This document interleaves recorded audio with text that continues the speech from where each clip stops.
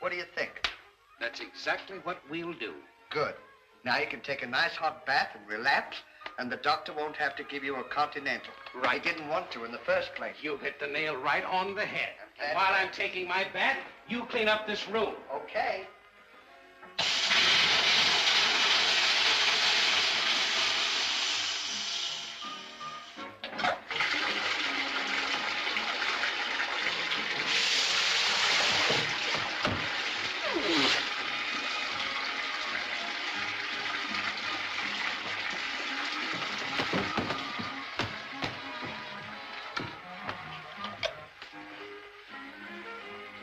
I thought they were gonna fix the plumbing in this room.